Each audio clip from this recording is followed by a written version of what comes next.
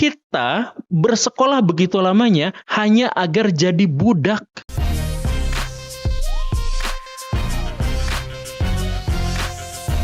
Kita tuh ada di level bahwa saya kuliah tuh untuk menunda kemandirian. Saya bilangnya seperti ini sih, memperpanjang masa remaja aja. Iya, itu. Hmm.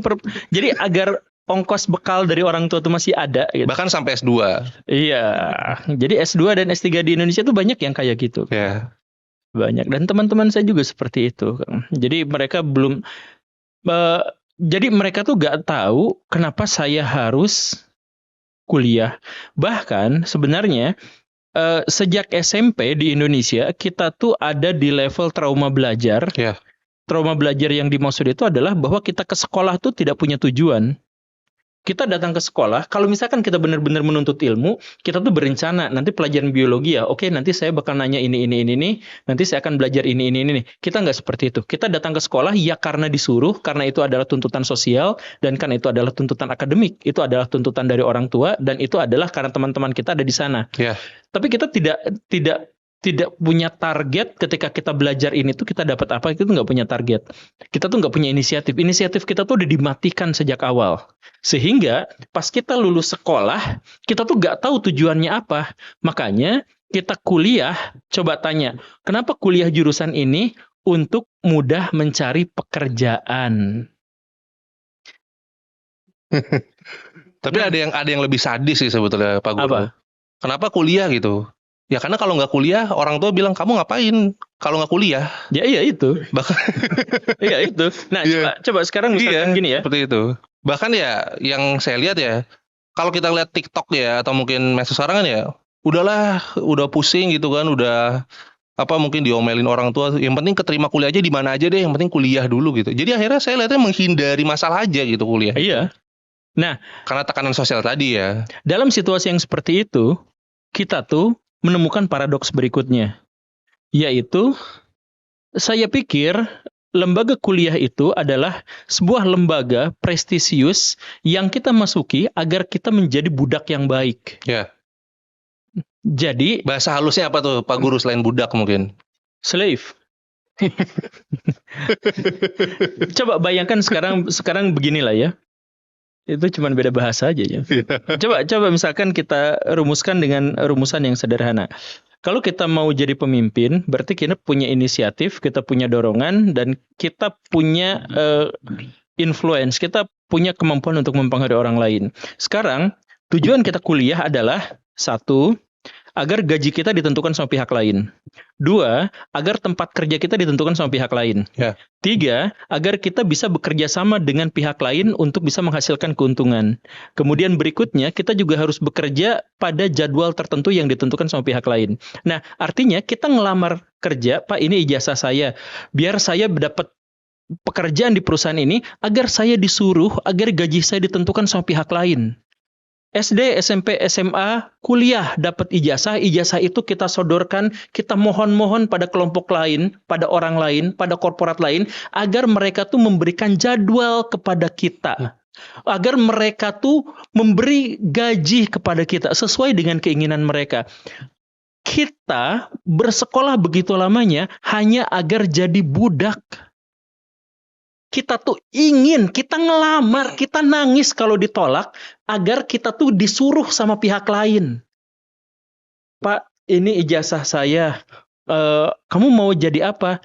Apa aja Pak, tapi gaji saya minta gajinya segini. Oh nggak bisa, ini gajinya harus, oh iya saya ngikut aja Pak. Kita sekolah begitu lama agar gaji kita ditentukan pihak lain. Kehidupan kita ditentukan pihak lain. Itu tuh jelas paradoks, tapi kita lalui itu, kita ikuti itu sebagai hal yang lumrah. Coba, pendidikan katanya adalah untuk mencerahkan, tapi kita masuk ke zona pendidikan itu agar dapat ijazah, biar kita bisa mengemis gaji yang ditentukan sama pihak lain, waktu luang yang ditentukan sama pihak lain. Berpikirkah ke arah sana? Gitu. Kalau memang mau benar-benar berpendidikan, Gimana, apa faedah saya berpendidikan agar saya memberikan kontribusi positif kepada masyarakat dengan bereksistensi, memunculkan kehidupan saya. Hidup saya yang secara esensial saya sadari, tapi saya belum bereksistensi sebagai manusia. Jadi saya harus bereksistensi, saya harus memberikan kontribusi, saya harus memberikan manfaat kepada orang lain, dan saya akan memberikan pencerahan kepada orang lain. Saya akan mendapatkan manfaat dari itu, dan manfaat yang saya terima akan saya kembalikan kepada masyarakat. Itu adalah tujuan dari pendidikan, agar manusia bermanfaat, agar kehidupannya dapat arti. Sekarang ketika kita dapat ijazah, tujuannya adalah agar kita bisa diperbudak sama pihak lain. Itu pendidikan macam apa yang tujuannya itu ke arah sana? Kalau kita mau agar kita ditentukan sama pihak lain, ngapain kita sekolah jauh-jauh? Dan pada akhirnya ada sesuatu fakta yang juga kita sadari tapi kita anggap itu lumrah walaupun itu absurd. Kita belajar sesuatu yang tidak dibutuhkan oleh bahkan sekedar jadi budak sekalipun. Untuk jadi budak, kita ke sekolah begitu lama. Oke? Jangan budak ya istilahnya, slave ya. Untuk jadi slave, penurut ya. Penurut. Untuk jadi slave itu, kita kan harus dapat ijazah itu ya. Untuk ini kita butuh ijazah itu. Nah, akhirnya kita bekerja. Sebenarnya di tempat bekerja kita itu, bahkan ilmu-ilmu yang kita kuasai di sekolah itu nggak dibutuhkan.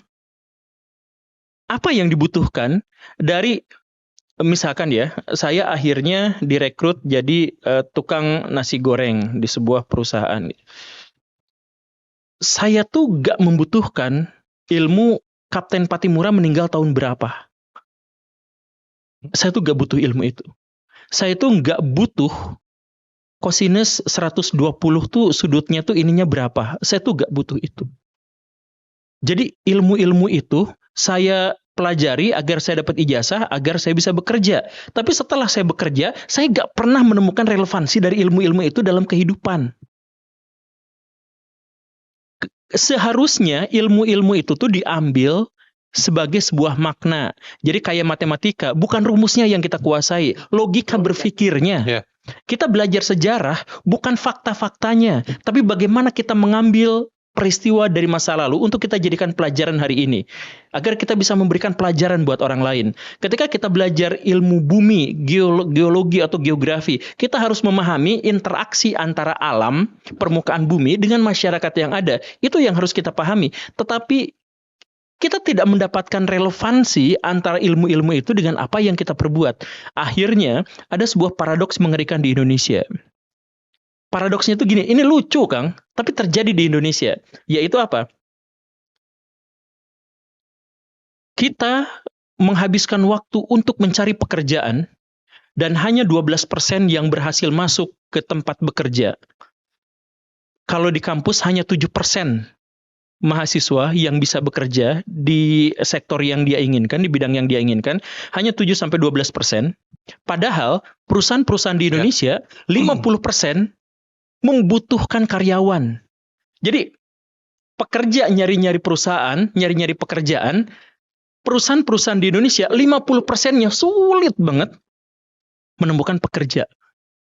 Lah, ini gimana ceritanya? Ini gimana ceritanya? Karyawan membutuhkan perusahaan tapi gagal untuk menembusnya sampai hanya 12% yang masuk, sedangkan perusahaan membutuhkan karyawan, sulit sekali mencari karyawan. Nah, ternyata jawabannya adalah ya karena ilmunya nggak relevan. Lulusan fisika, ada perusahaan, saya nyari lulusan fisika, pas dites nggak ngerti fisika. Iya. Inkompetensi berarti Pak. Ya. Ada 3 masalah di Indonesia tuh ketenaga kerjaan tuh. Inkompetensi, dedikasi, dan kejujuran.